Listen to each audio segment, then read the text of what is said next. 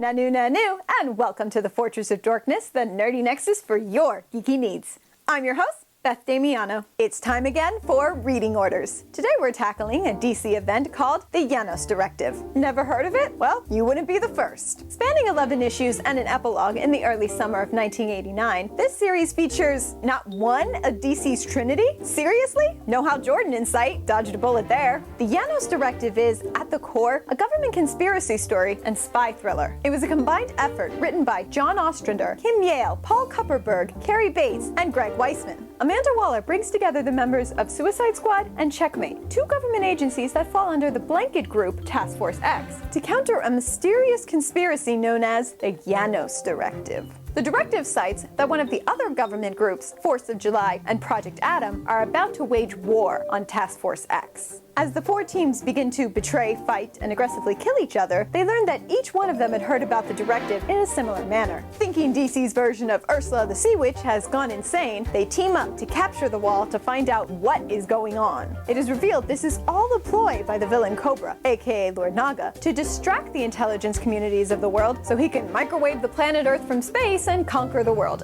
Okay, there it is, typical DC plot twist. This story was told over the course of 2 months in the pages of Checkmate, Suicide Squad, Manhunter, Firestorm, and Captain Atom, and featured characters from each of the series. Checkmate and Suicide Squad ran bi-monthly during this time, probably to wrap up the story as soon as possible. Though Firestorm, Captain Atom, and Manhunter all appear, their contribution to the story is very minimal, as it focuses on the intelligence groups more than anything. Heck, the only character in this series that the layman comic reader probably knows is Lois Lane, and her main bae doesn't even appear. Though those Checkmate nights are pretty badass. If you like superheroes, spies, ninjas, doppelgangers, and weird snake cults, and who doesn't, this story has it all. The fallout of this story leads to the disbanding of Task Force X, the individualization of the teams associated with it, and eventually the jailing of Amanda Waller, who Nick Fury'd things one too many times for the taste of the government. So, ladies and gents, the reading order for this story is as so. Firestorm 87 served as an epilogue and isn't regarded as part of the main story. If you'd like a slightly quicker way to read it, you can follow this chart here. Unfortunately for the reader, this story on screen was never collected as a trade. You may still be able to find some of these issues by digging through your local comic stores, or if we get lucky, DC may include them in a digital archive and in various collections of the different series it ran in. That's all we have time for today. Leave questions, comments, or snotty remarks below. Remember to like, subscribe, and follow us on our social media. I'm Beth Damiano. You have been watching the Fortress of Dorkness. Never fear the dork up here.